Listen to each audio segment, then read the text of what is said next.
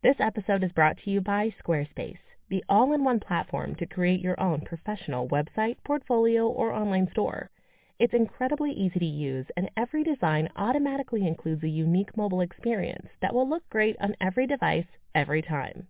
It starts at just $8 a month and includes a free domain name if you sign up for a year. For a free trial and a 10% discount, go to squarespace.com/blog talk. That's squarespace.com/blog talk. Blog Talk Radio. Hey, what up, Q? What up, Radio World?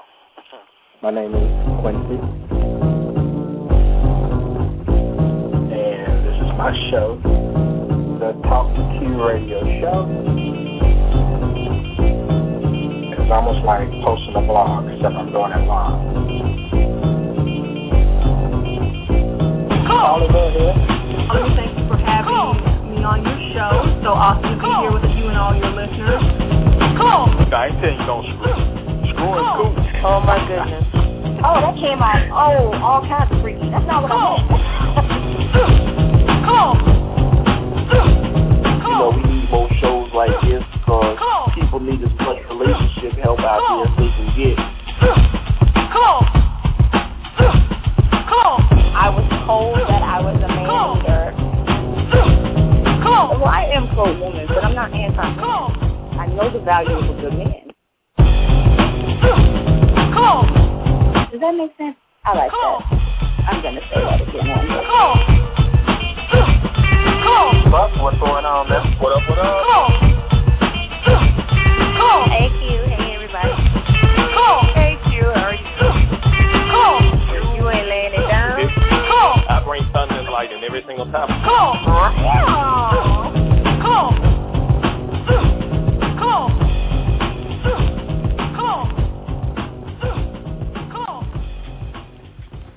Is that it? What's going on, people? All right. I want to welcome all of you to the Talk to Q radio show tonight. My name is Quincy, and this is my show. And yes, I'll blind you with the science that the others have yet to find. Now, before I get started, let me do a little show maintenance and explain to you how this show differs from many other talk shows you hear on Blog Talk Radio. This show is not about me. It's about you. All of you have the opportunity to call, chat, or tweet your opinions to me and be heard worldwide and completely uncensored. The Talk to Q radio show is a show for adults to get together and rant about whatever the trending topic may be. It could be about sex, racism, politics, celebrities, education, or just whatever crazy story that I find in the headlines. The call-in number to participate on tonight's show is 347-202-0215. In the chat room, you can listen to the show and interact with other listeners, as well as ask questions to me or the callers. If you decide to call in, then please be sure to be in a quiet room to eliminate background noise. Now, this show is very informal by design because my style is very unorthodox in nature. The topics are random but relevant, and I want to hear what you have to say about these topics. And regardless if you agree or disagree with what's being said by others, you will get a chance to speak your mind as well. If you have something to get off your chest about one of the topics tonight, then give me a call at 347-202-0215. If you don't wish to call in or use the interactive chat room, then you can also ask questions or make comments via Twitter. Follow me on Twitter at TalkToQ. And if you decide to go that route, then please be sure to use hashtag T2Q to join the live tweet chat that occurs during the show. You can also learn more about the show over at TalkToQ.com. Tonight's show is brought to you by IDeservePage1.com. Social media and search engine optimization are the two most important parts of generating more sales for any website. So what are you supposed to do? Who are you supposed to trust? IDeservePage1.com is comprised of a self-employed couple working side by side following all updates Google publishes to make sure your site adheres to these updates, doesn't lose ground, and most importantly, raise and gain more rankings. Getting your site to rank higher for the keywords isn't rocket science, but it's time consuming. So do what it is you do best and let the experts do the boring work. work you know needs to be done. iDeservePage1.com builds natural links, optimizes social media accounts, as well as registers for new ones on your behalf, providing everything that any other large company would. Because there's no overhead and no employees, pricing starts at $99 a month. The bottom line is more traffic, and most importantly, traffic that ends up as buying customers. Visit iDeservePage1.com right now and see for yourself. All right, thanks to iDeservePage1.com for that. The sponsors keep rolling in. Rolling. Let me go to my show legends who have dialed in. Let me travel to the 850 area code, the Emerald Coastline of Pensacola, Florida, and welcome on show legend Buck. Buck, what it do? What it is? What up? How's it going? It's going pretty well, man. I'm feeling pretty good tonight. You doing all right? Doing pretty good. Feeling like a duck tonight because we quacking down here in Pensacola with all this rain. Quack. Okay. Well, I guess that might make us penguins then, because we might get a little ice. But it's all good. You know, ice never lasts for long. It's going to be 70 this weekend. You got that right. And someone who may be jealous of 70-degree weather, I'll travel to the 248 area code outside of Detroit, Michigan, and welcome on show legend Crystal. That's author Crystal Hickerson. Crystal, how's it going? I'm fine. Q, how are you? And yes, I'm a little bit jealous of the warm weather, but hey, cold means you are believing in the spring, and that's what I'm all about. Okay. Whatever works for you. Whatever works for you. Whatever makes me sleep at night, I know. There you go. Keep you motivated. So it is all good. Glad to have you on.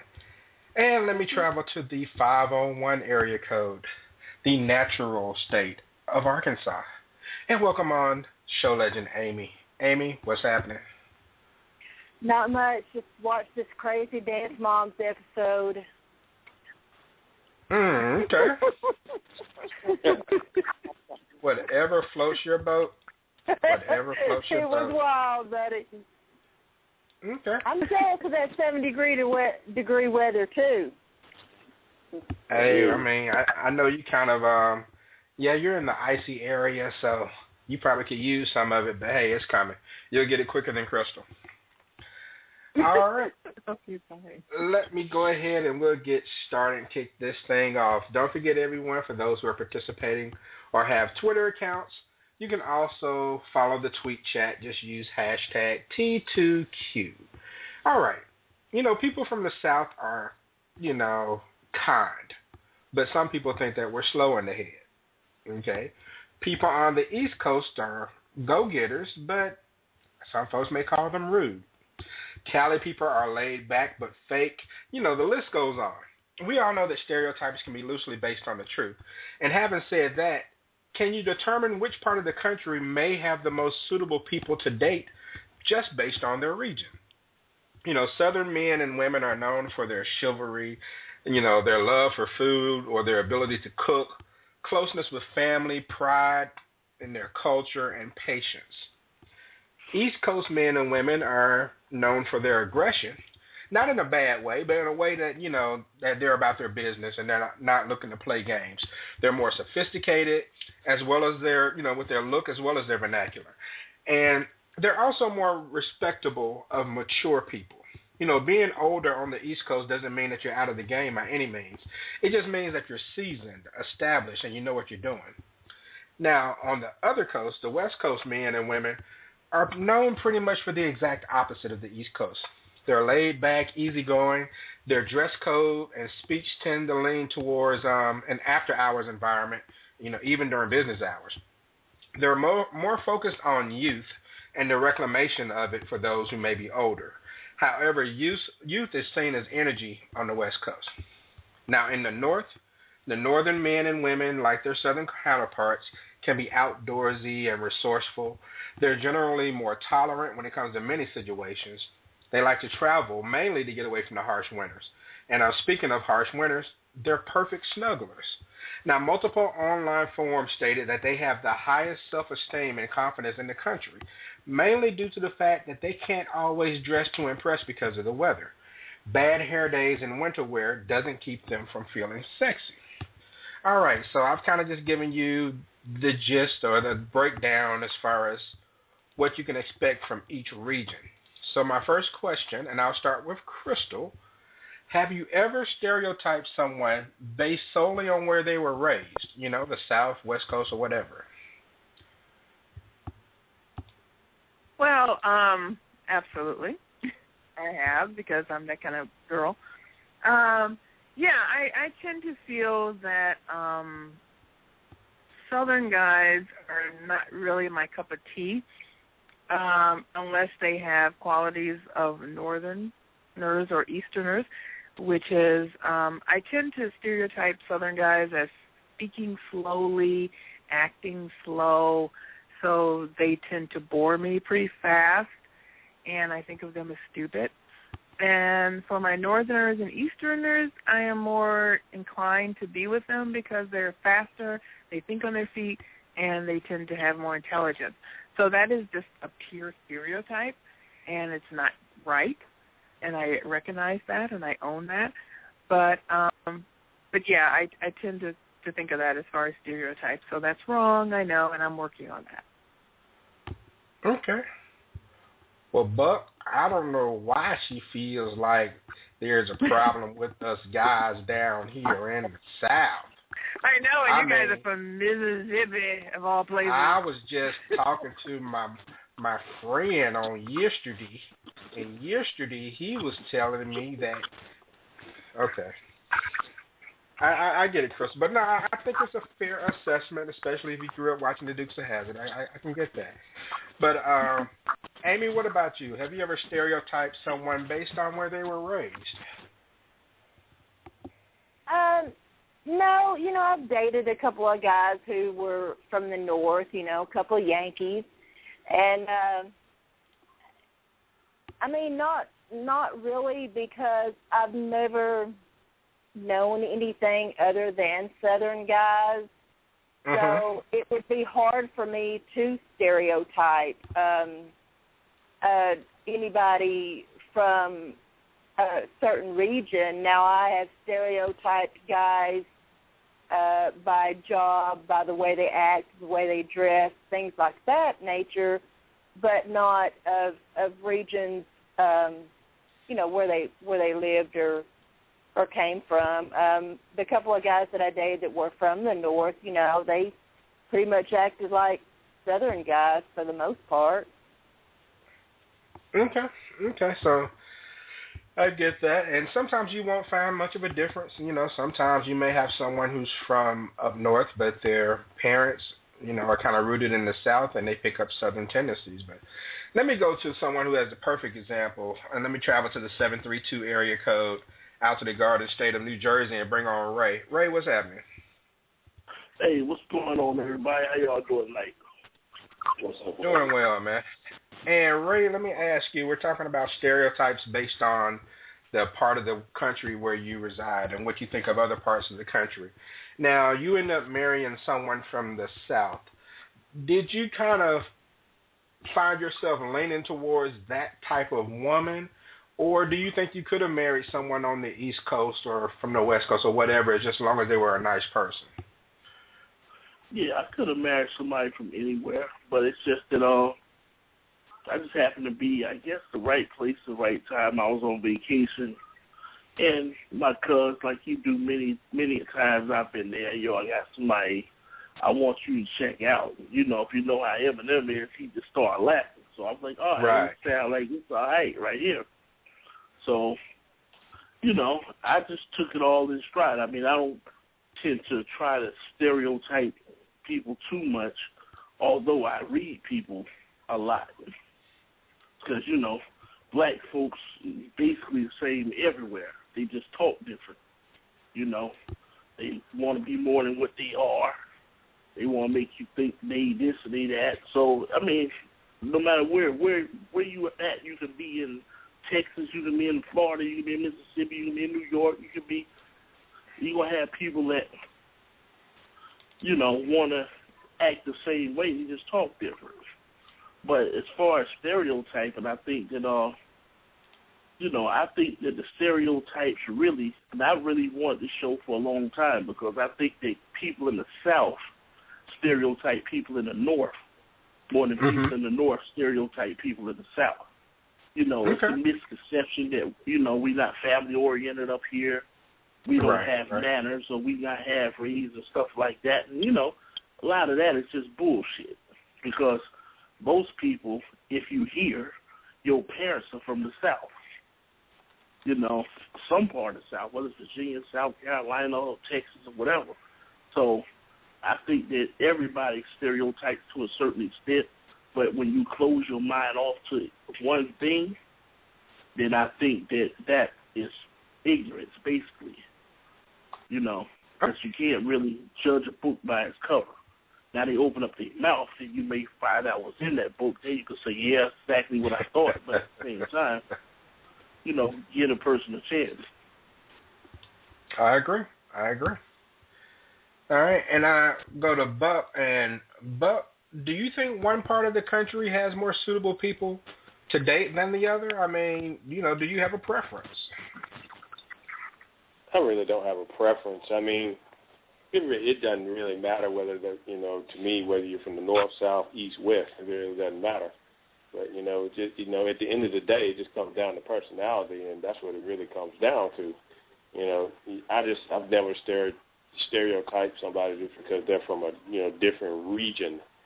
So, but we don't talk slow down here, unless you want to talk slow. You know what I'm saying? But it doesn't really matter. I mean, we go.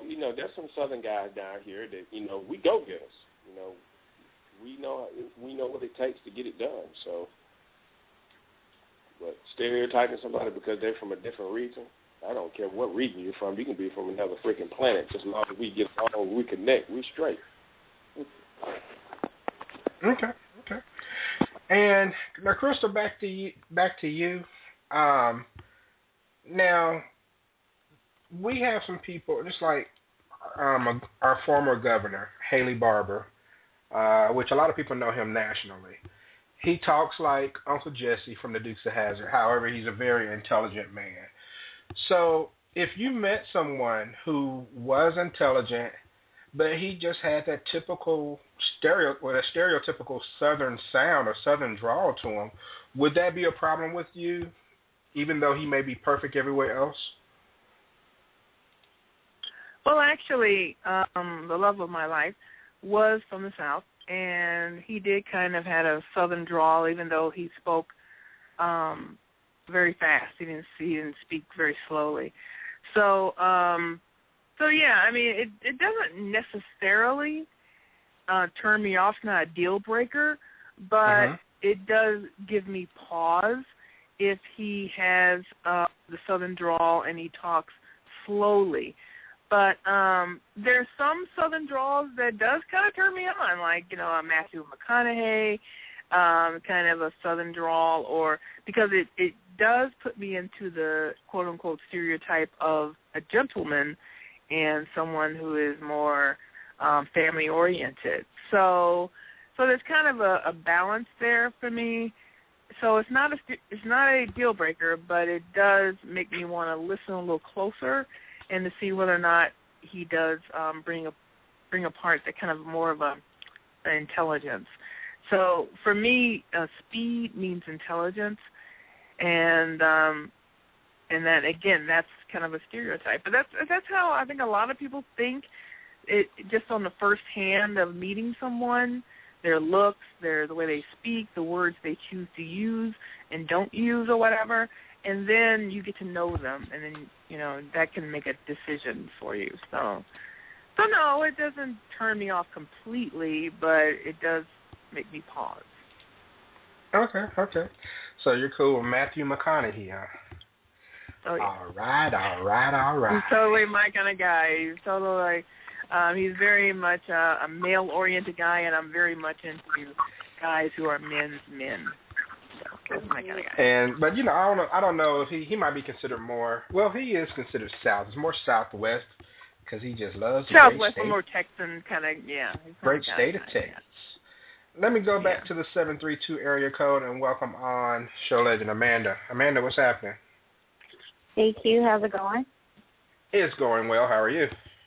I'm good. All right, Amanda. Did you see yourself with a northern guy? Did you always think it would be a southern guy? Did it not matter? Did you have a preference? Were you looking to get away from the slow talkers in Mississippi, or how did that work? I always thought I would end up with a guy from the South, and that probably was always more so my preference. If not directly from the South, then someone who had Southern roots, like their parents or grandparents were from the South. And in my husband's case, his parents were both born in Mississippi, and he has strong ties to the South, going to school at Jackson State and Alcorn. But I didn't see it. I didn't see that coming at all. But, it has worked out, and I think because he has that connection, we have kind of similar values, and our parents are similar. So a lot of times it can be, I think when my parents met his parents, or my dad actually was the first of my parents to meet his parents, and he was just so pleasantly surprised, because I don't know what he had in his mind, but I guess you hear New Jersey or up this way, and you might be thinking maybe people who are a little more stuffy or kind of high class and, kind of arrogant or something like that. And they're just as down to earth. I drive a Dodge Stratus. Right. So, it was really pleasant to meet people who actually could have been from, right around the corner. So that was, his experience and mine as well. Okay. That's cool. And I don't know, I think we all tend to fall into a comfort zone, and we're used to the people that we grow up around, but by the same token, sometimes that makes us more fascinated when we come across someone who may be different, a Chicago accent, Michigan, or someone who says they're from New York. We get blinded by the bright lights of New York City. Someone says they're from Brooklyn or something like that. And so sometimes I think it can have an overwhelming impression on some people, especially if you're like someone who hasn't traveled much, maybe lived off in the deep woods, or vice versa, someone who grew up in the city and never went out to the country. So it can have an effect a lot of ways. But Ray, let me go back to you and ask you this. Is it wrong to stereotype someone in a good way? Like people say Asians are smart, black men have huge junk, Latinos are hard workers. Is it wrong to stereotype someone even in a good way? No, I don't think so. I mean, for a large extent, some of the things that people are stereotyped about are true. People don't like to admit it, but for whatever reason, Asians are very smart people. People don't want to say, just like I personally feel that blacks make the best athletes, but you have people that would dispute that. I'm here to say that if you take the average Asian and you take the average black, the Asian gonna get it. A lot of people don't want to say that, but it is what it is. I'm just telling the truth as I see it. I feel like you need to be what you are and represent that. Like when I go south, a lot of guys say, "Well, I'm from the South, but this and but that." If you're from the South, represent that. Like y'all just had something to say about Shannon Sharp. Shannon Sharp from the South, he representing that. You know what I mean? You ain't supposed to be talking like Obama. You from the South, represent that. You know what I mean? Ron Perot got much money as anybody. He representing the South. Jim Jones, he's representing the South. If that's where you from, represent that. Not, you talking like this and your parents talking like something completely different. I mean, y'all all in the same house. Represent where you from. You know what I mean? Ain't nothing wrong with that if that's where you from. Don't be ashamed of where you from. Okay. You might be going somewhere different, but don't be ashamed of where you're from. Okay. I definitely agree with the don't be ashamed of where you're from. I definitely agree with that. All right, let me travel. I have a caller calling in from an undisclosed number. So, coming off the coast of the Marshall Islands, I can only assume that is Eminem. Eminem, what's happening, man? Hey, what up, Q? What up, Radio World? All right. Eminem, is it wrong to stereotype someone in a good way? You know, Asians are smart, Latinos are hard workers, et cetera, et cetera. Well, normally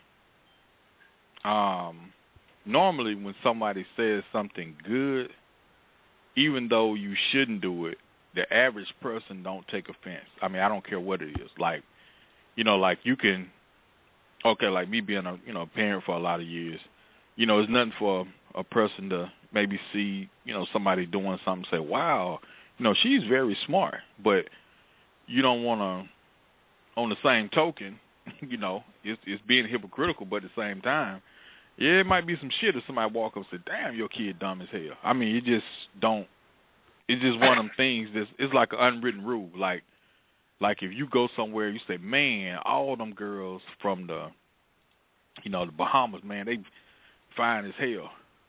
And it's wrong to throw everybody into one basket, but at the same token, being hypocritical, if you were to say, man, there's some ugly-ass hoes in the Bahamas. Now, the same people who didn't say nothing about you saying it in a good way, now everybody ready to fight in a bad way. So I guess, you know, in reality, it's hypocritical. You shouldn't do either.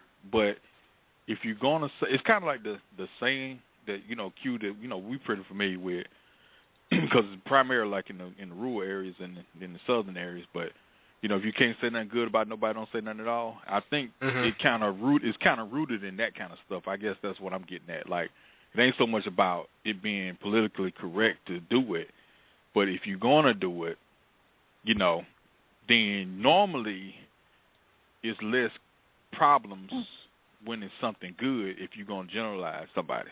And that's pretty much like the Beach Boys, you know, California girls, then Frankie Bell, Bella Mays had Southern girl. I'm just saying, like, if you're going to generalize somebody from a region or a country, if you normally, even if it's a stereotype, normally if it's positive, you shouldn't generalize, period, but normally if it's positive, it's normally no harm, no foul.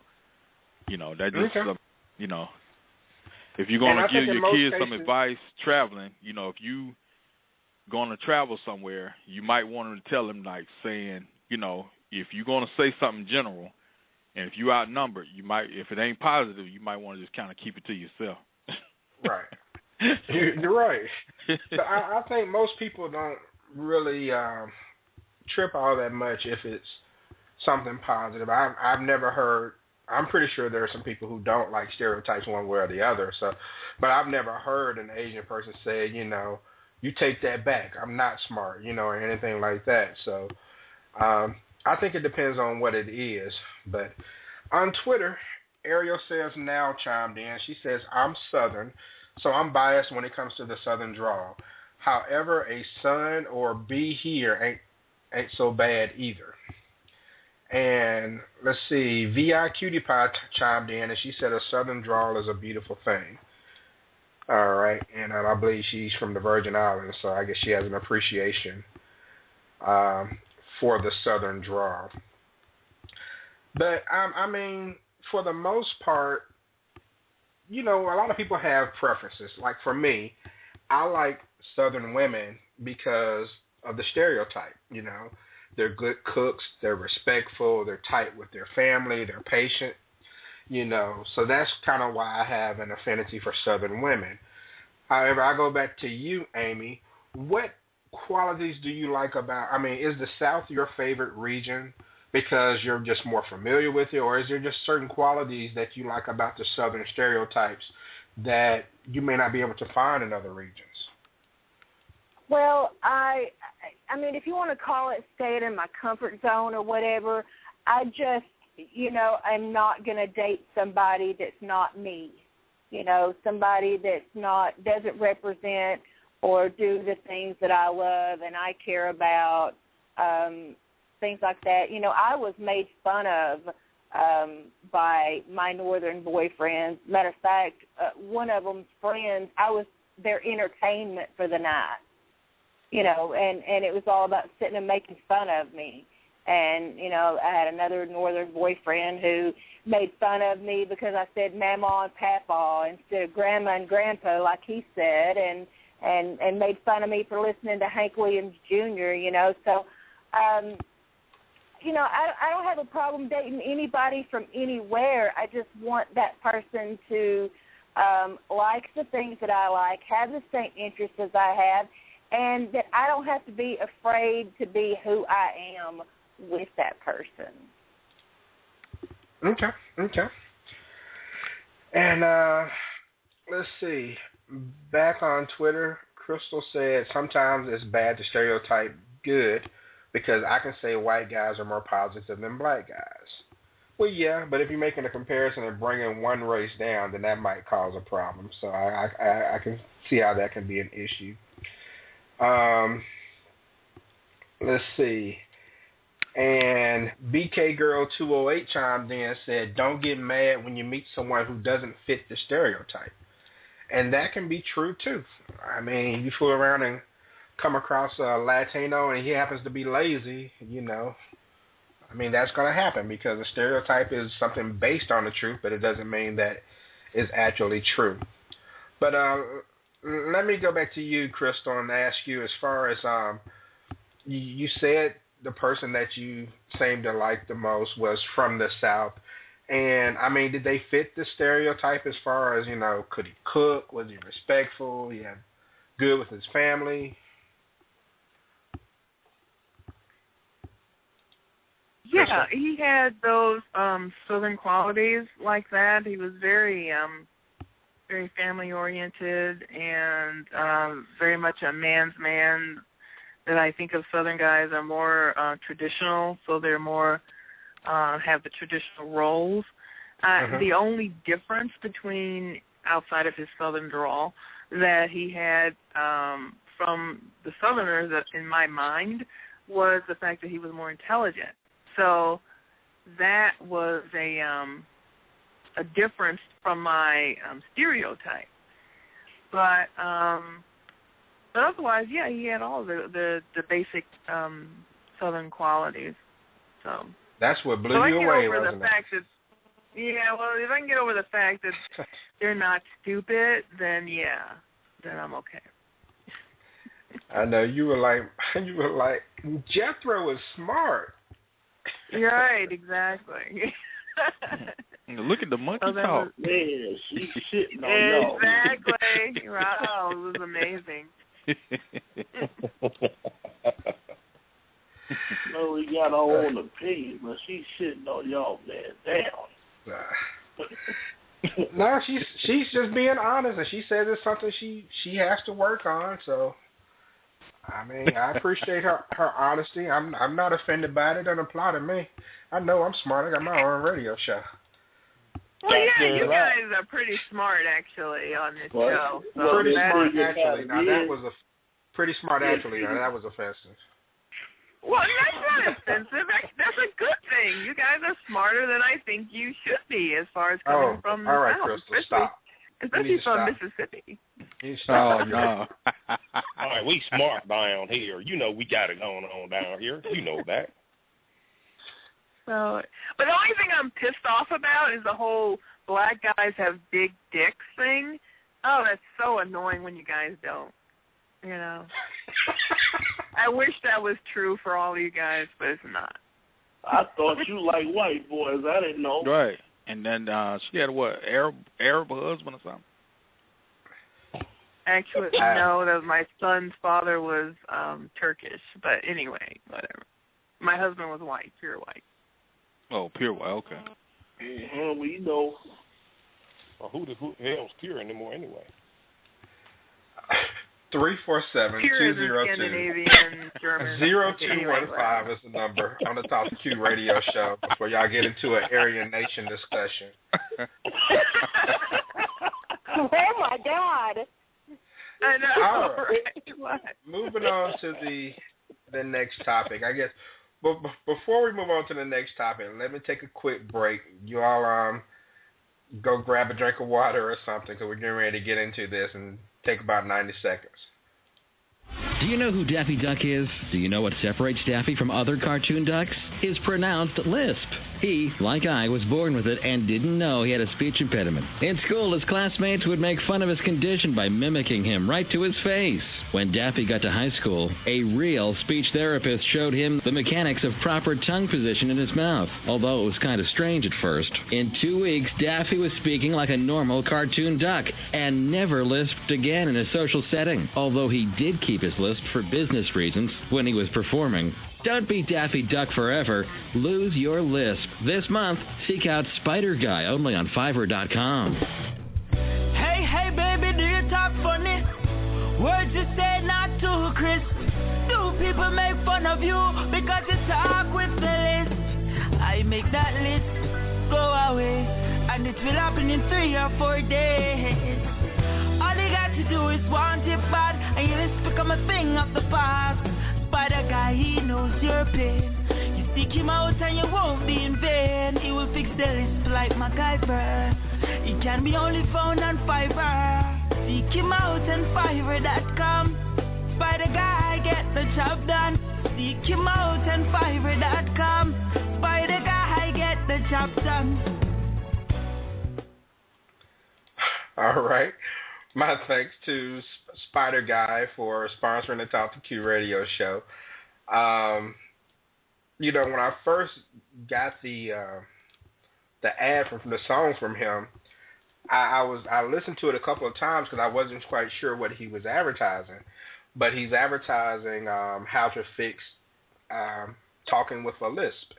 For people who talk with a lisp, he has a method that he says can rid you of talking with a lisp in 2 to 3 weeks. So that's what he's advertising, a service to help people not talk like Daffy Duck. So I appreciate Fiverr.com/Spider Guy for being a sponsor of the Talk to Q radio show. 347-202-0215 is the number on the Talk to Q radio show. And moving on, and want to discuss Instagram envy. Okay. Now, Instagram envy is caused by seeing all of the people having fun on Instagram without you. And it doesn't have to be just Instagram. It can be Facebook, Twitter, whatever. You're looking at photos, say it's a Saturday night, you're sitting in your pajamas with a tub of ice cream or playing Xbox or something like that, and you're looking at photos, and you see everyone out at the club or doing something fun, or maybe they're announcing a wedding engagement or someone's having a baby, and they're doing something you're not doing, okay? And it makes you feel, I guess, to quote a popular saying, it makes you feel some kind of way, all right? And it causes something that I had never heard before, but it's something that people discuss a lot online, and it's called FOMO, FOMO, which stands for fear of missing out. FOMO allegedly causes jealousy, okay? So I started thinking, like, man, I said, people actually sit up and get jealous of other people having fun just because they're sitting at the house? And Amanda, I'll start with you on this. I mean, have you ever been jealous of something that you saw on a social network, or do you know someone who has? Jealous? I can't really think of anything. I mean, sometimes you see something and you might say, "Oh man, if I had known that, this person was in town, or this show was going on, I would have gone." Or, wow, that's really nice. I'm happy for that person. I hope I can have that one day. But to just say I'm jealous, I can't think of a situation like that where I've seen something that just made me envy, a particular, especially not being at home and somebody else is out, because I prefer to be at home in most cases anyway. So I can't necessarily relate to that situation. I do know of people that are very much, I heard a coworker talking about another coworker that had went out to a club or something, and they were really upset because they weren't invited. It was like, I think a smaller group of of ladies went out, and this other girl on her team was upset that she wasn't invited, and she made such a big stink about it. And it's like, really? That's what you? I mean, the thing is, it's not like they're even that close. It's kind of like if you, Buck, Eminem, and Ray did something, and somebody that called in one time on the show is upset. It's like, you guys don't even hang out like that. Why are you acting like this? So I guess some people do have that feeling. They just want to be in on everything. Okay. And also some people think because they're your friends on Facebook or because they comment on certain things that y'all are buddy in real life. It's like they get it twisted, Right. Almost like some Jim Carrey on the Cable Guy. They make something out of nothing and think they're your best friend. But Amy, what about you? You ever been jealous over something you saw on a social network, or have someone get jealous of something you might have posted? No, it's not that. It's not jealousy or fear of missing out. I won't lie and say that I haven't. Some things on social media haven't depressed me. When you're struggling financially and you can't afford to go on vacation, and everybody's posting trips to Florida and to Cancun and and all this great fun stuff they did. It can be a little depressing when you're battling an injury and a chronic illness, and people are posting pictures of their hot bikini bod telling you to carry your fat ass to the gym. There's no excuse. Then, that can be a little bothersome too.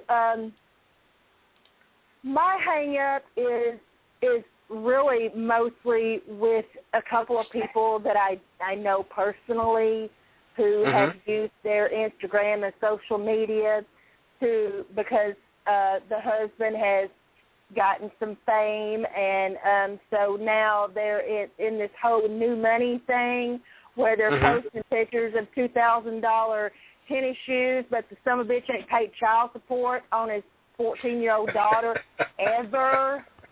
And, the wife posting about, what a great Christian woman she is, but she's so self-absorbed, and people will comment, oh, what a great, wonderful mother she is, and they have no idea in real life what an evil, wicked stepmother she is to the child. When you hear radio interviews by the artist, talking about their fame and stuff, and they claim their wife and 2 kids, but don't even claim that they even have that child, that they posted the $2,000 tennis shoes on, but don't pay child support on this child.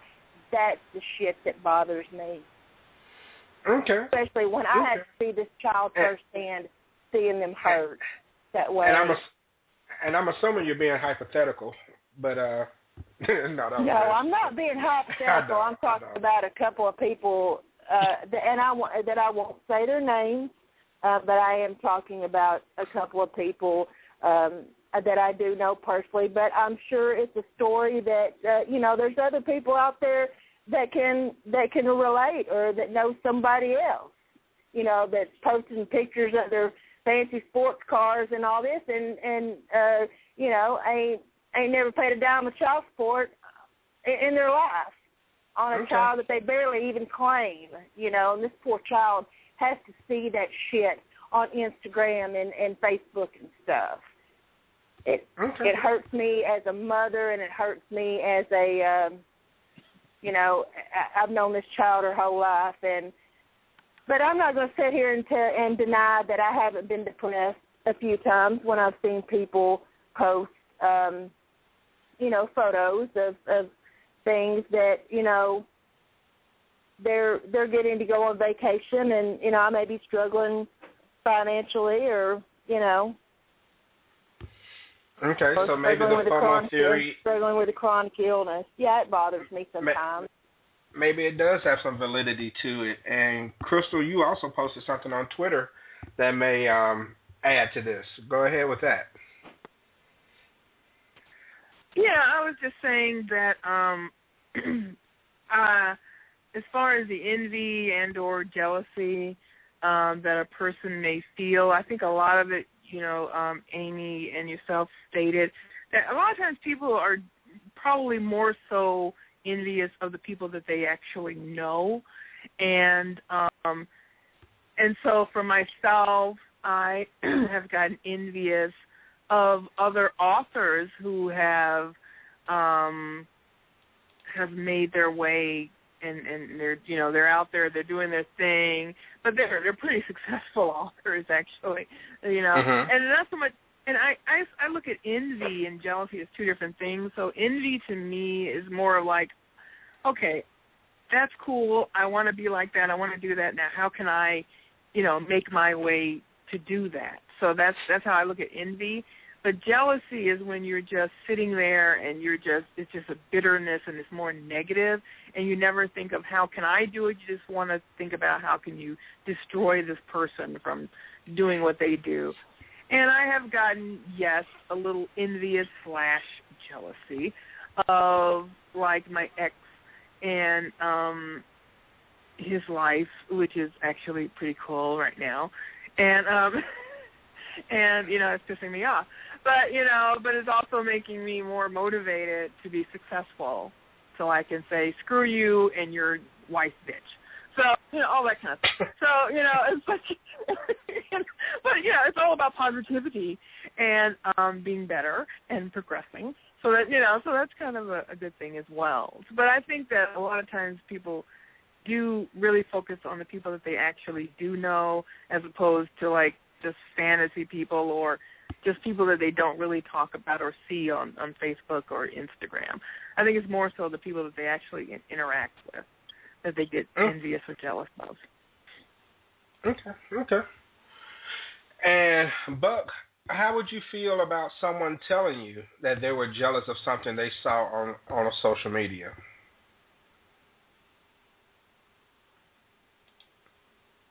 Really, Buck?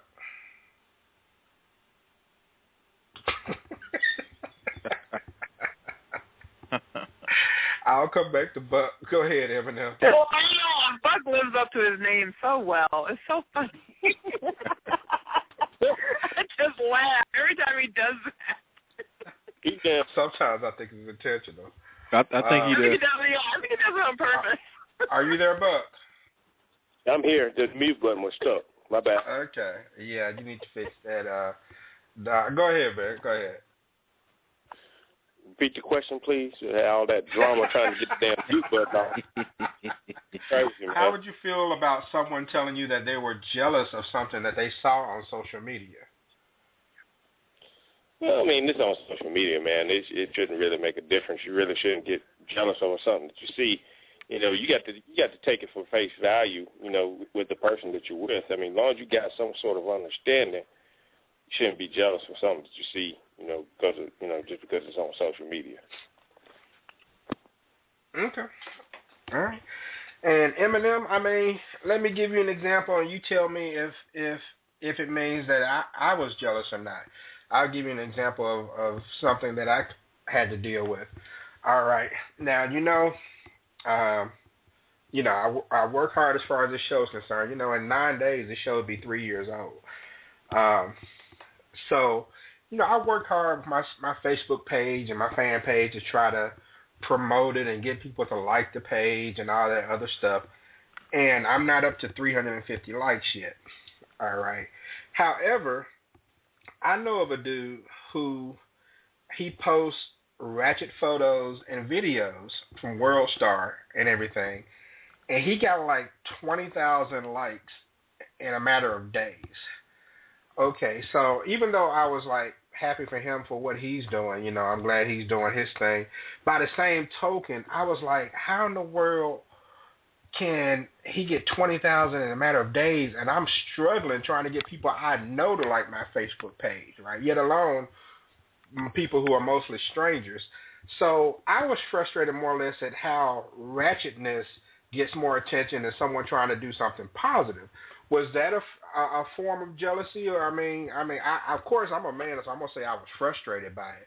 But in all honesty, was that a form of jealousy? It was, but it's more than a justified jealousy. And I was going to, if I could have answered that first question, I was going to tell you mine. But to answer yours, I can pretty much psychoanalyze this here. because I know you pretty well. You looking at, okay, now, I'm the type of guy, I done did nice stuff for a lot of people, especially when you worked here, Q. You was like me, you know what I'm saying? People see you or me for, for a little, help or advice or whatever. Then you're looking at, okay, I'm not a negative guy. And you're thinking of all these people you done met over the period of probably the last 15 years that's, they supposed to be this, they supposed to be that, or they talking all this good stuff. And then when you get this, you're like, well, damn, where are these people? And then when you look at it, you're like, okay, the hits I do have is like, okay, recognize him, recognize her. She's new, he's new. I never heard of this person, and it kind of has you scratching your head. That's just one of them things. It's not really in the jealous category. That's more like a questioning category, like, what in the hell is going on? Like what people mind at, just in general. You know what I'm saying? Kind of like how we were discussing one time about, like, why will people under a certain age tweet about some shit, especially the ones who, quote unquote, supposed to be political science majors, but they don't have the balls or the, the tits to call into a show and really, get tangled up with somebody they got to deal with. And really chop it up. Right, exactly. So I think what you was talking about, or what you was feeling, was kind of like on that token, like, it's like, not jealous, but like a why jealous. But now, what I was jealous about, and it's more like a hating in a funny way, not really hating. It was just like, well, damn, why did I have to be born the year I was born? Because, man, I was just like, man, these jokers got it made. I'm like, all of these women out there on all these, a guy don't have to do nothing. You got the full spectrum. You got to see everything. You know how it used to be a blind date? Ain't such thing as blind date no more. Now you pull somebody's Facebook page, like, okay, if that's really her, right, I think she all right. But, nowadays, man, a blind date or somebody hooking you up with somebody, that was just like, unless they just happen to have a picture, and half the time that was a Polaroid. That was like rolling dice. Right, and you standing way in the background, so you're like, yeah, I can't really tell how she looked. And you don't know what you're looking at, so I'm just like, I hate these guys, these young puppies ain't taking advantage of all this stuff out here. They're like, man, it's a damn meat market, I'm just like, at your disposal. Damn, just social media. And that's true, but there's probably a reason why we weren't born in this era, so. Yeah. There's probably a reason, but yeah, you're right about the blind dates. You didn't have the option of really knowing much, and you show up and she may look like Cookie Monster with a blonde wig, and you had to deal with that night. Right. And even the movie Friday, it was only made in the late 90s, and remember today, you talking about Janet, it was more like Freddie Jackson. Well, it wasn't Facebook then, it wasn't a lot of other websites then, and that wasn't that long ago. So, yeah. It really wasn't. Okay. And Amanda, what about when someone has a life-changing event and you're not invited?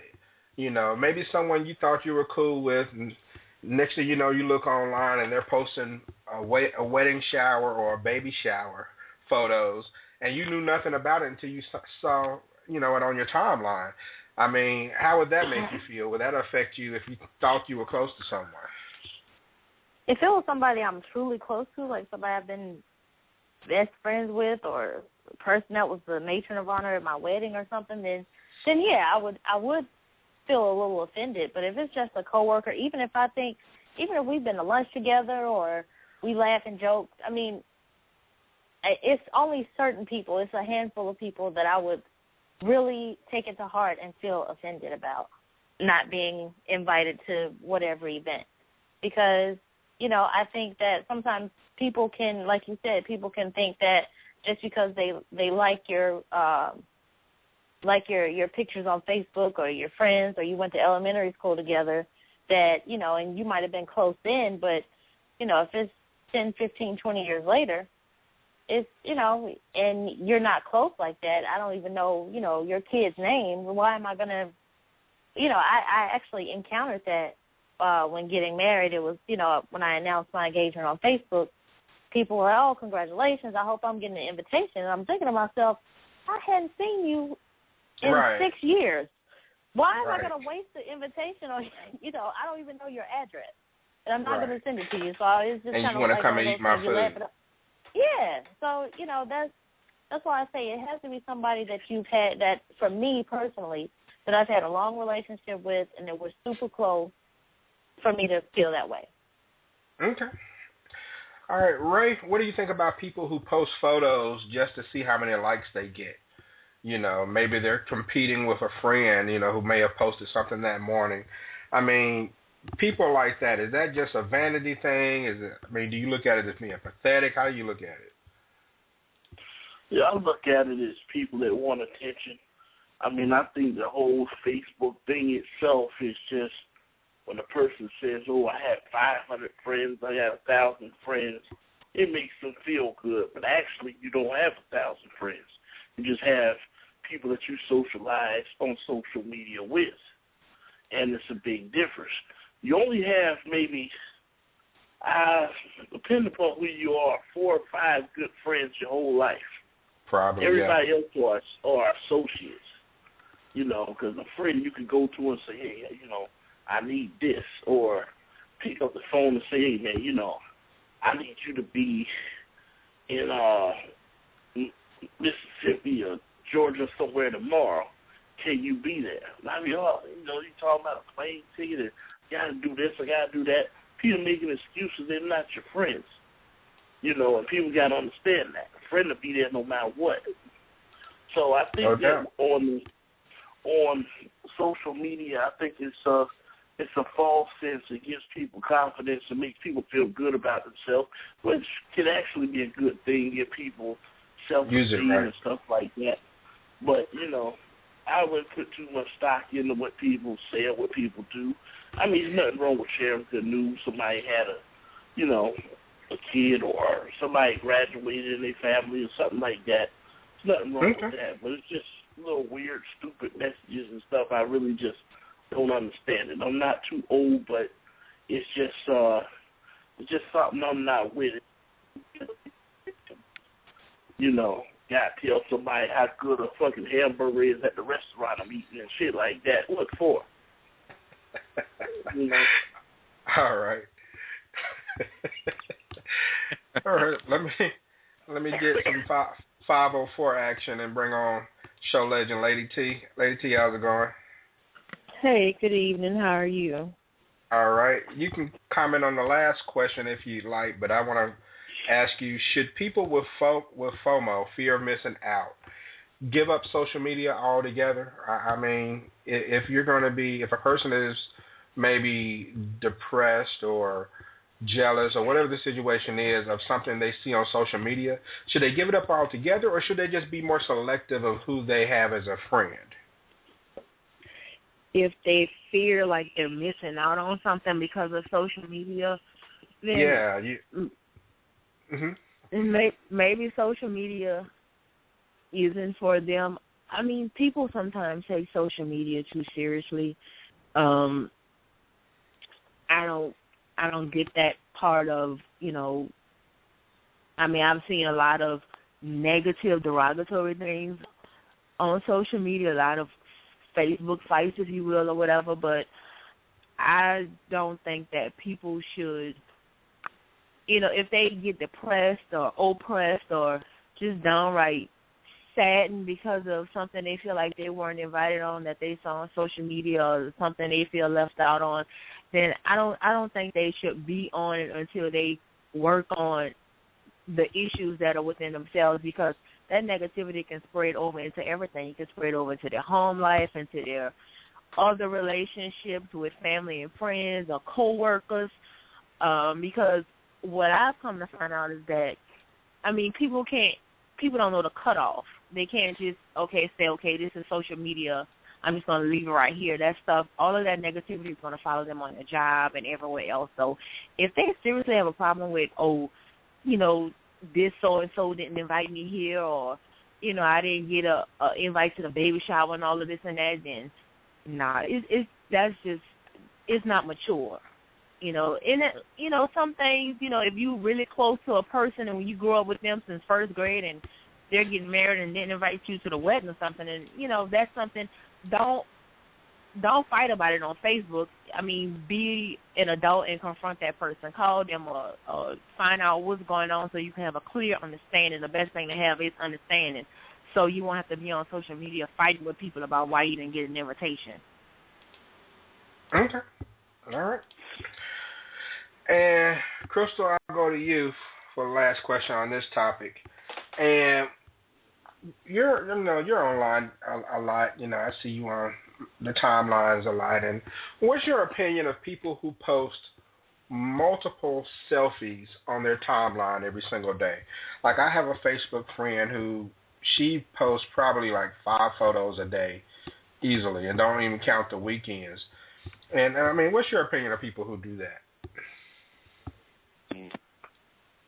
I think that the selfies and things like that we may find kind of odd and strange is part of today's culture for a younger generation. That is how they communicate, and it's how they share their life. And it is generally the social media, Facebook, Instagram, and all that is very much a real part of who they are right now. And to dismiss it, for us to dismiss it, it's like, okay, well, we're used to going over to people's houses, meeting people at the club or at social gatherings, at church or whatever, and that's how we met people. But today, people communicate through social media, and it is a very real part of who they are. So, the bathroom selfies and posting, okay, now I'm at the restaurant and I'm eating this great meal, or now I'm at work and I'm bored, or, hey, I'm getting ready to go out and I'm putting on this outfit. I mean, this is really about their life, and this is who they are. I mean, we may not understand it on a complete level. Like my kids, and they're in their 20s and stuff, and so they are. This is how they deal with things. They talk about each other, and they communicate with each other through Instagram. I'm not an Instagram person, and that's because I don't do selfies. I don't do that kind of stuff.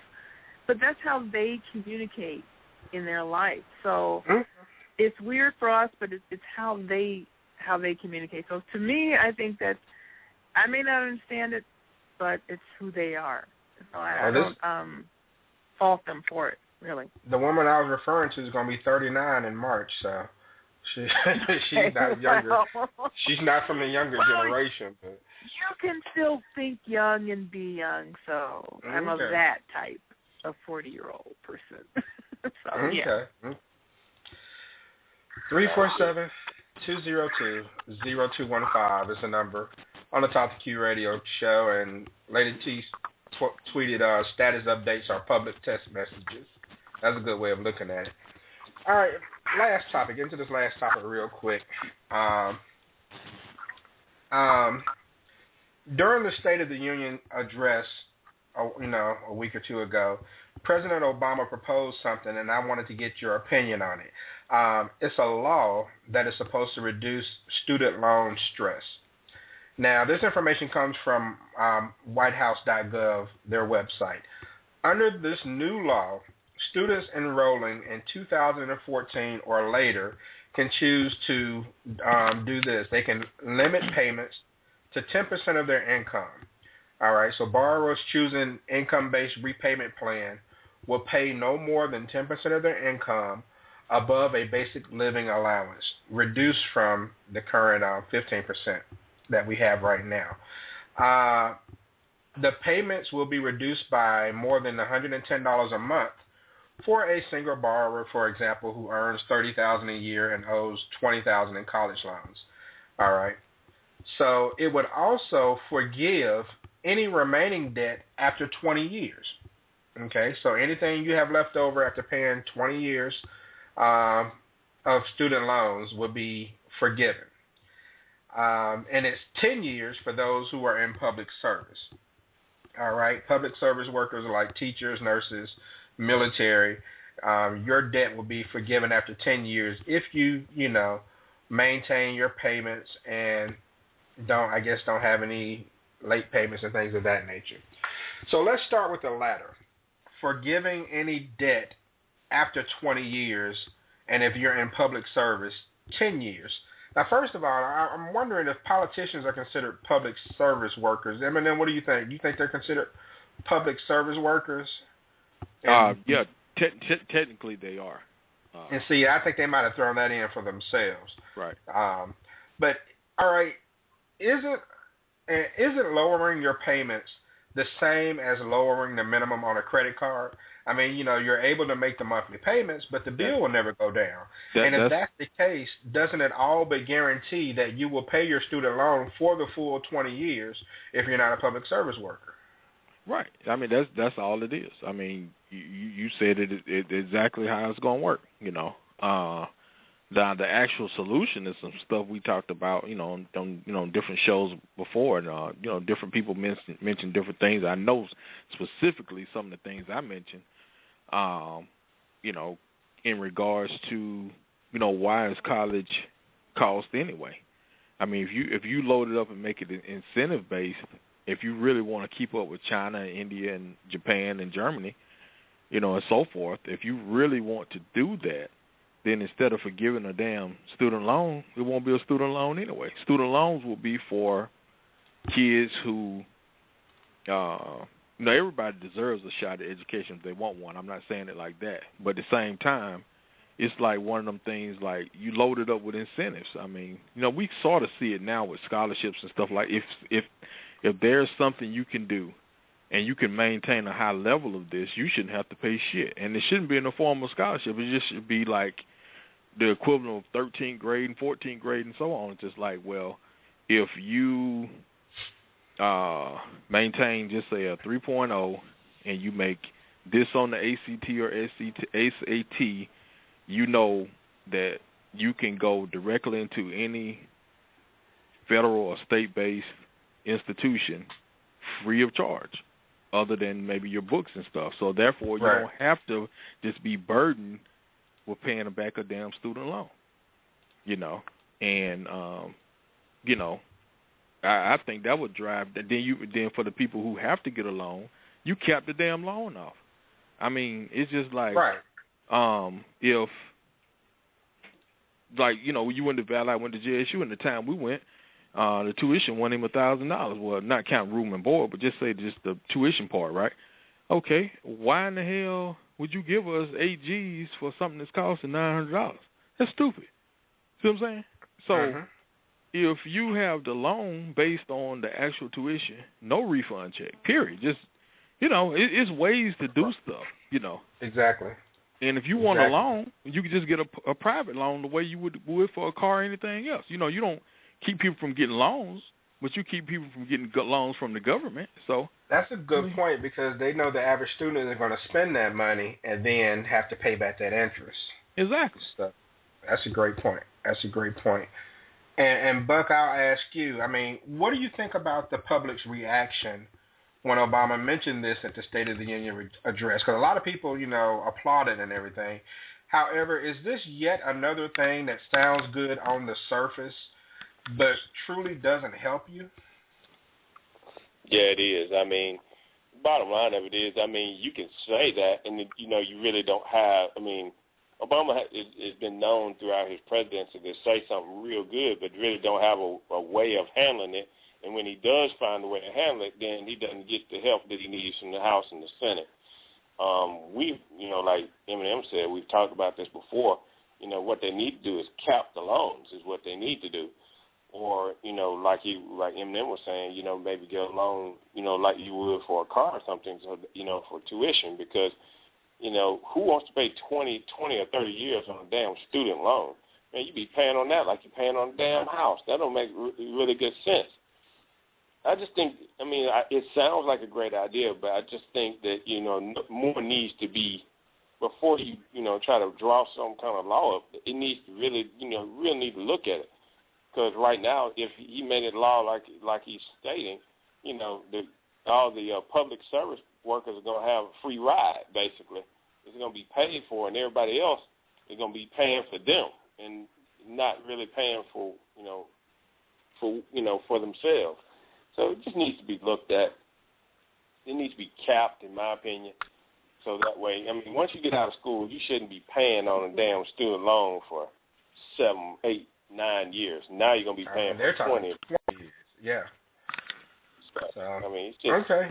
And, I agree with you, man. And Ray, what would it take for America to stop prolonging debt instead of paying our bills? I mean, Americans have to pay their bills, first of all. I mean, if we was talking about, like, student loans, to me, it sounds like a good idea because you have serious students who do the right thing, and then you have students who abuse the system. Right. It was like when I was in college, people be waiting on the refund checks to come back, and they just doing all kind of things, buying TVs and getting rims on cars and this, that, when and they buy books. And the thing is after college is over, you have a lot of students who took the money, but they're not doing anything with their education, and it has to be accounted for. If you had no credit to get the loan in the first place, you can't just forgive the loan while somebody walk around in the street ain't doing nothing or going to jail or whatever. This is not for the people that have done the right thing with the money and have went on to get an education and doing great things. To me, if you can pay $200 a month, which is $2,400 a year for 20 years, we talking about capping this thing off at what? $48,000? Shit, if you got a $100,000 loan, you winning all day. So to look at it like, well, you don't want to pay the loan after you didn't took the money, to me, it's just wrong. You know off the top, say, listen, I don't want to pay till I'm 42 years old, so let me not even sign the form right now. A lot of people won't do that because they want to go to school. It's kind of like getting a whole lot of shit on a credit card. Then when the bills start coming, you start looking around like, damn, I got to pay $500 a month for this? Yeah, you're an adult. You understand what the situation is. But I think a lot of people just get that whole thing wrong. I think Obama's idea is a great idea. If he brings it down from 15% to 10%, damn, what you want to do, say you don't owe nothing? Let me get that loan. I need me, a top-of-the-line Mercedes or something. So, well, I mean, I guess when I look at it, it sounds good in theory, but to me, it's like lowering a minimum payment. It does give you more money to do things in the household. However, it doesn't necessarily encourage people to pay off the debt, and that's what I'm concerned about. And Lady T, you said on Twitter you compared it to a rent-to-own. Lady T? Yeah, I'm still here. I mean, it's the truth. It's the truth. I mean, you rent to own places. You might rent a TV for $15 a week.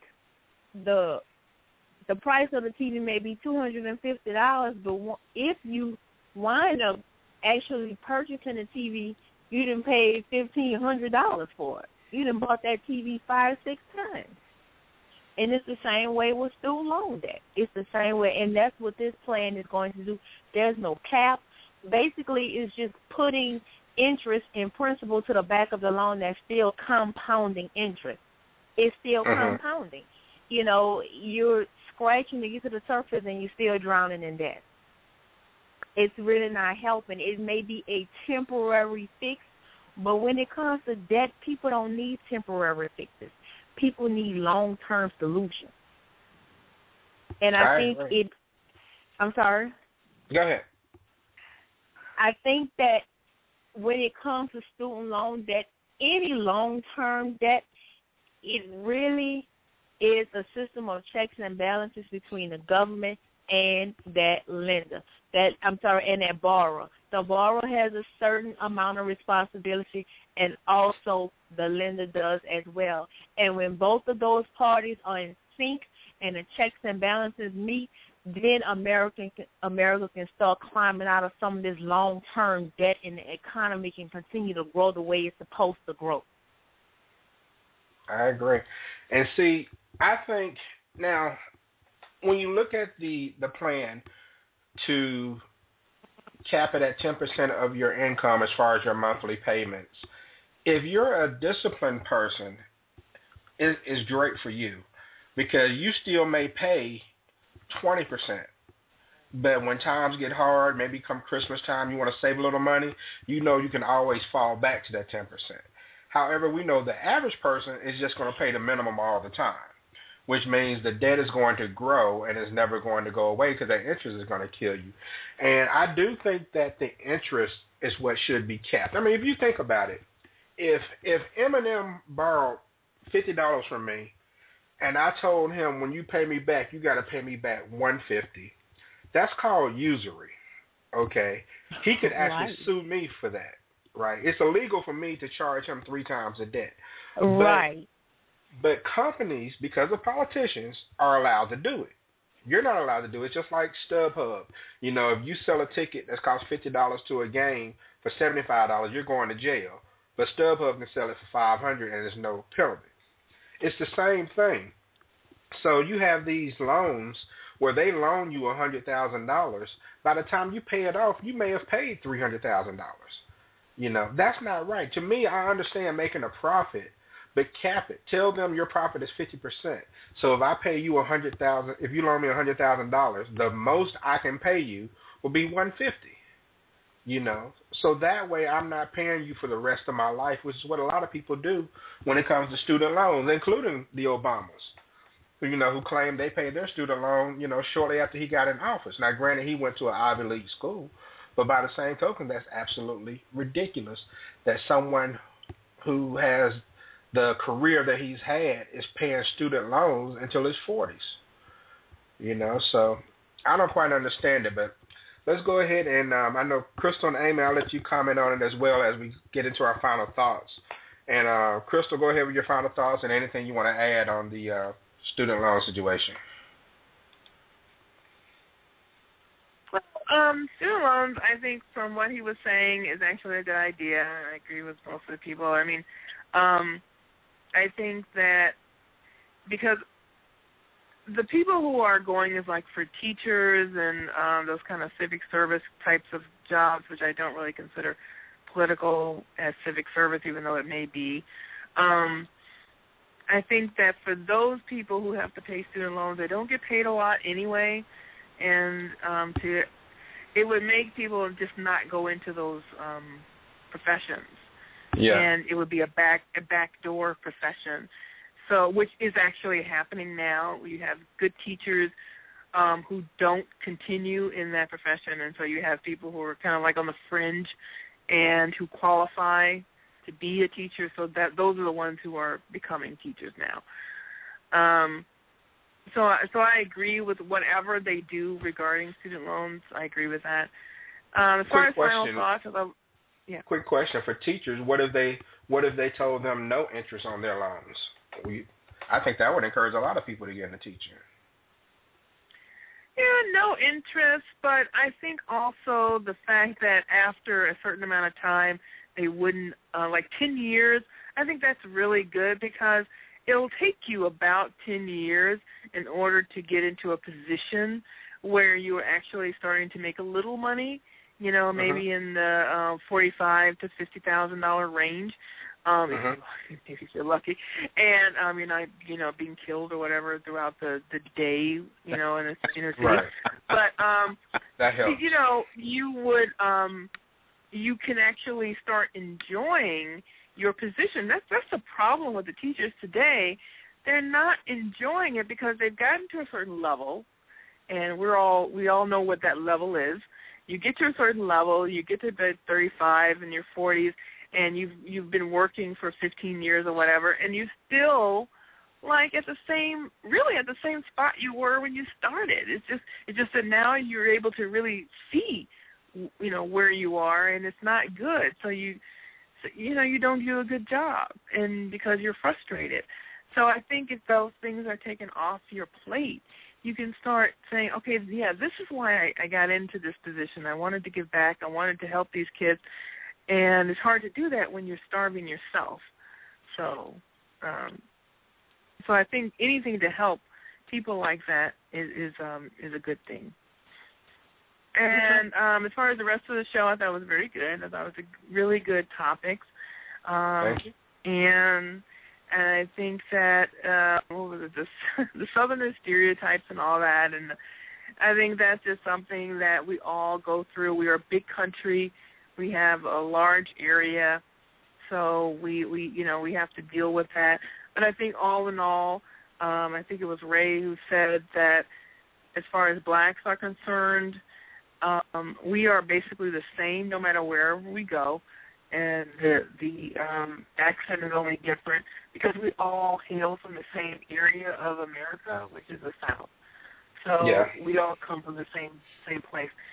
And I said what I had to say about Instagram, and it's a kid's thing. I don't go on Instagram because I'm not under a certain age, so I don't go there. I stick with Facebook because I love it, and that's where we are, and I like where I am in Facebook. So, a good show, and of course you're doing really good, and I have to re-up my advertising for your show to support you. So. Well, thank you. Very proud thank of you, and you're doing really good. Thank you. I'm very happy with the sponsors. Very happy. All right, I appreciate that, Crystal. Author Crystal Hickerson. And Amy, I will go to you with your comments on student loans and your final thoughts. Well, what you were saying before about Obama and how they quickly paid back his student loans and such, yes, he's had a great career. Not everyone who goes to college will have that kind of career, and I am worried about the kids in the future going to college because as much as everybody seems to think that this, country is growing and processing it into a new generation and yada, yada, yada, I worry about these kids and their trouble at finding jobs and being able to pay back those student loans.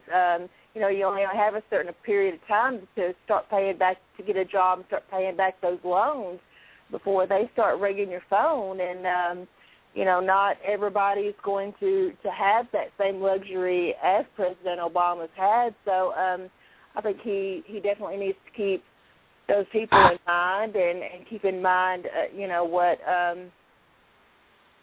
what he can, offer in that sense to help people that are going to have a little, more hard time finding a job than a political career. I really enjoyed tonight's show. I didn't mean to get off on a rant about what bothers me so bad about a couple of individual people that I know and how they utilize their social media. I just wanted to get that out there because, I'm sure there's someone else who sees the same very thing going on and it probably bothers them. You were talking about selfies and that girl being 39 years old. I think when you're posting that many selfies a day, and depending on the type of selfies you're posting and such, you're doing one of two things. You're a self-absorbed narcissist who's saying, look at me, look how hot I am, or you are someone with self-esteem issues who is looking for approval from other people. I don't think that, seeing people post things that might upset them a little bit or depress them a little bit just because they're not not in the same best financial status someone else is in or whatever, that should deter them from social media because, me, I'm all about equality and everybody deserves to be able to use social media to talk to each other and such, but you just got to work those issues out on your own. But I'm not going to stand here and lie and say that there haven't been times that things have bothered me. Okay. But mostly it's from people that I know and not just the world in general or whatever. Right. So. Great show tonight, guys. Enjoyed it. All right. Thank you for that, Amy. And Ray?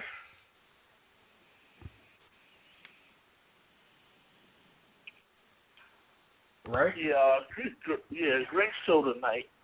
Yeah, like I said, with the stereotypes, man, I think people ought to just, reserve some of what they think and really get to know a situation so they can get a better understanding of it. Because, those that are from the South, we got family in the South, you got to understand that the South is really the backbone of what built the country. You got a lot of blacks that came through. They took a lot of lumps. They picked a lot of cotton and worked in a lot of fields. So their grandkids can have an opportunity to go to college. Their kids can have an opportunity to go to college. And just because, they sound a little funny or people think that they outgrew what their roots are, you shouldn't look down on that. Now, that pertains to the West Coast, the North, and everything else on other stereotypes. As far as Obama goes, I think he's doing a good job with this student loan thing. Because if you are a doctor or something like that and you accumulated $250,000 in debt, I mean, after 20 years, you at a 10% cap, you may only have to pay half of that loan back. Now, it may not benefit somebody who only has $10,000 to pay back or $15,000 or how much you got to pay back. But over the long haul, you think about some of these folks that went to Harvard or went to some of these schools that call big money, $50,000 a year. It really benefits them. So I think that it's a real good idea, and I'm behind Barack's policies. I think he's doing a good job. I just think there's a lot of people trying to shut him down. And it's a lot of these black activists that, try to get on his nuts about bullshit when he can't really control that. He's not the black president of America. He's the American president. So he got to do what's beneficial for all, not just us. And I think everybody got to look at it that way and approach it that way. So student loans, if you have them, 20 years at 10%, I think you can still come out on top with that without all the interest. I don't see where the interest is going to come from. Y'all, I don't know. And I'm good with the math, so y'all need to explain that to me. Okay, yeah, there's interest on every monthly payment. But, I think it can benefit. I think it can benefit, like you said, doctors and maybe some Ivy League people. Again, that's not necessarily helping the average American person. It's one of those things, again, that's kind of skewed towards the rich. However, I do think if someone is disciplined, that they can use it to their advantage.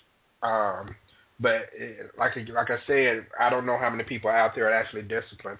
The average person can benefit if they know how to do it. So, okay, but I'm just saying this though, Q. If you say you make $50,000, $5,000 is 10% of that. 20 years, it's capped at $100,000. You could add $50,000 interest on if you want. It does not matter. If your bill is $250,000, you still come out on top. And if you didn't go to school for something that, you can't benefit from, knowing that how the rules are set up now, then you got to look yourself in the mirror in 20 years.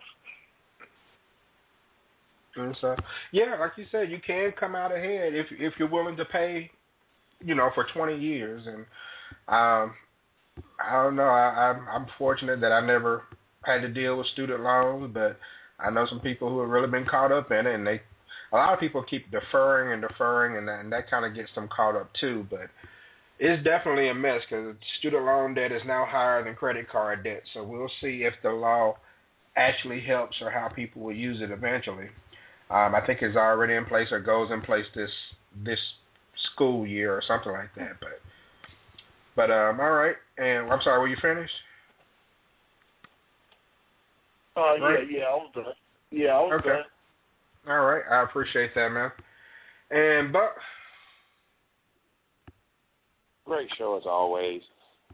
Love the topics tonight. All the topics, everybody has a lot of different opinions on it, and things were going real well. As far as stereotype goes, really don't. That's something I've never done as far as regional or anything like that. Student loan thing, I really think they need to really take a look at some different avenues. I don't think people should be punished just because they don't have a one of the higher tier jobs, because at that point you're paying for them and you. If you're paying over a 20 or 30 year period, that just doesn't make sense to me. And I just think that it needs to be looked at, and needs to be tweaked some, so therefore, it'd be fair for all people and not just the higher ups, because basically that's what that law is for higher ups, to get them out of trouble, and the little guys are always having to foot the bill for the big guys, and that just doesn't make a whole lot of sense. Other than that, everybody try to stay warm. The ones that are in the cold areas and the ones down here where I am, we just got to try to stay dry. We're going to be ducks in the morning. Yeah. The rain won't stop. Nope. All right. I appreciate that, Buck. And Amanda? Great show. I'm glad I got a chance to be a part of it. Regarding the student loans, coming from somebody who's still paying on my student loans, I think it can definitely help a lot of people, especially like you and Ray were saying, people who, go on to have professions that can really, they can really earn a lot of money, and they went to an Ivy League school, that can be definitely where they're paying it back for a really long time, especially getting their bachelor's degree, and then if they go on to get a master's or even a PhD, that can really, definitely add up. So I think that's a good idea. And regarding stereotypes, I moving from Mississippi to New Jersey was it was eye opening. I knew people thought a certain way about the South, just like certain people in the South look at people in the North a certain way. But it was funny, one day I was at work, and the guy that was sitting next to me said he had dealt with a customer from Alabama, and he was talking so bad about this guy, and he was like, all people in the South, they don't know anything down there, and they're this and they're that, and I'm looking like, okay. And then I said, well, I'm from Mississippi. He's like, I didn't know that, and you don't act like you're from Mississippi, and it's just so funny. It's a good thing when you can actually, prove that a negative stereotype to be incorrect. So, it's true that people do have a certain perception about different parts of the country. But overall, definitely a great show. Really enjoyed it. All right. Thank you very much. I appreciate it. Glad to have you on. And on Twitter, I got a retweet from someone called Student Loan Debt, who said 20 years of student loan debt is insane. # government gangsters. Okay, so somebody's paying attention to the hashtag, so that's cool. All right, and Eminem, shut it down for me. Oh, man, great show. I love these topics, and of course I could talk about, education, all day.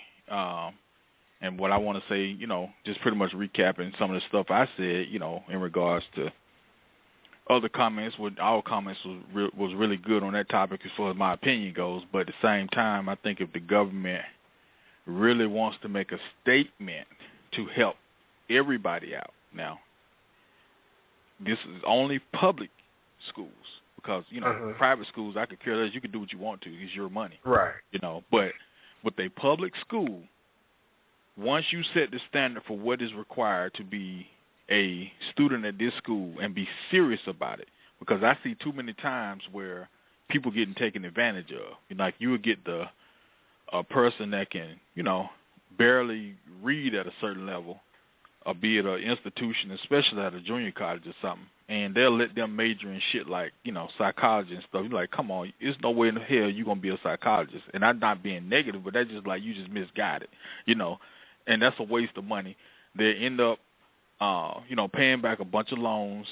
They'll never probably be a psychologist.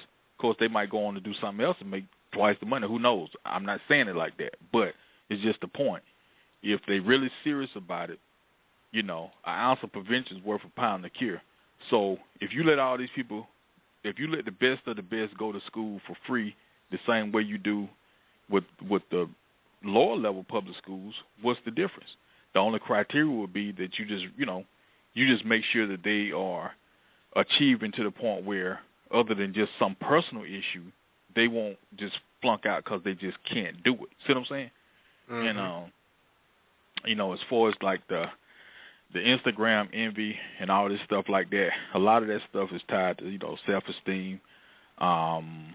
People who just don't have a fucking life, because most of the time you working a damn job and you actually working and you taking care of your family if you got a family, or even if you're single. I mean, if you actually dating, you only gonna be on that shit for a certain amount of time anyway.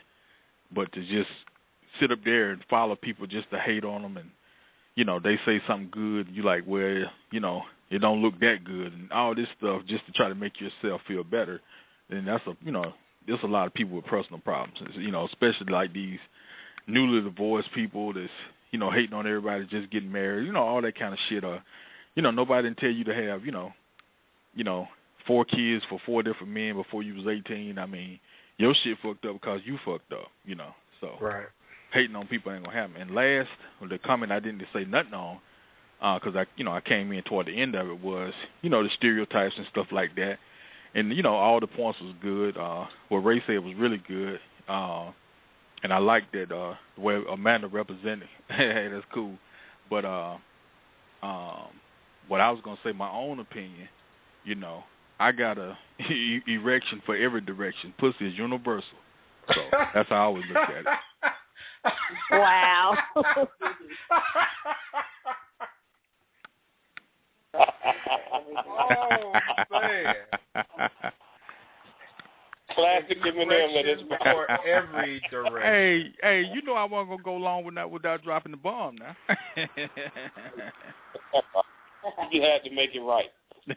Wow. Oh boy. Put this on Twitter.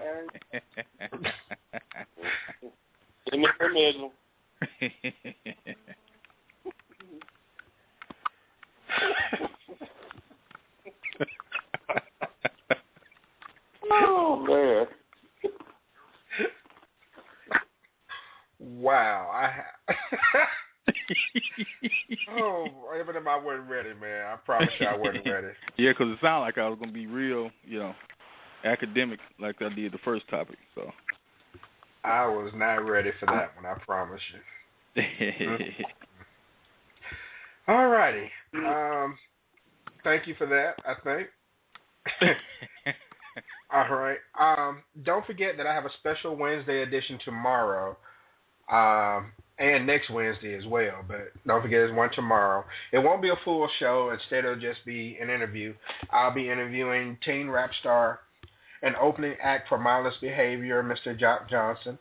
We'll discuss his career and the rap game through the eyes of a teen, and I'm kind of interested to hear what a 17-year-old thinks about rap, to see if he knows anything about rap from back in the day, or if he's kind of focused on the new school rap. So feel free to have questions prepared for him. On Sunday, don't forget that we have a Black History special airing, and it should be good. It's entitled Black Men, Past, Present, and Future. This show will have a lot of participants, so talk time will be limited. All right, so I'm throwing it out there now so no one's offended when they get the buzzer. So you'll have to get to your point quickly without background stories that started when you were 6 years old, all right? Okay. If you missed the live airing of tonight's show, then ask to join the T2Q group on Facebook and voice your opinions there, or friend me at ThankQ, and that's QUE. If there's ever a topic you wish to present for discussion, or if you wish to be a guest on the show, then hit me up at talktoqnow@gmail.com. I'm booked until April, but get at me and we can discuss some dates. Don't forget to subscribe to me on iTunes. That's very important in helping the show gain exposure, and I've mentioned that a lot over the last couple of weeks. So if you have an iTunes account, then by all means, please subscribe to the Talk to Q radio show and review the podcast as well. Once again, my thanks to the sponsors, IDeservePage1.com, Fiverr.com/SpiderGuy, my show legends for doing what they do, making the show what it is, Twitter followers, and everyone that participated in the tweet chat. The show airs twice per week on Sundays and Tuesdays, 10 p.m. Eastern, 7 p.m. Pacific. Go to TalkToQ.com for more show information. Thanks again, everyone, for a great show. Peace out. Hey, what up, Q? What up, Radio World? Let me thank you for having me on your show. It's so awesome to be here with you and all your listeners. My name is Quincy, and this is my show, the Talk to Q radio show. Caller, go ahead. I was told that I was a man-eater.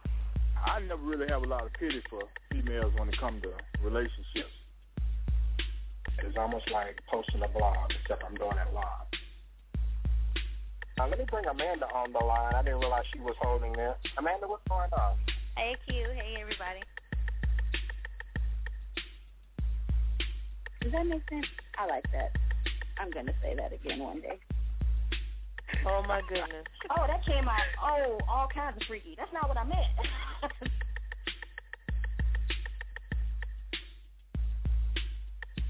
Follow Q, guys. Thanks.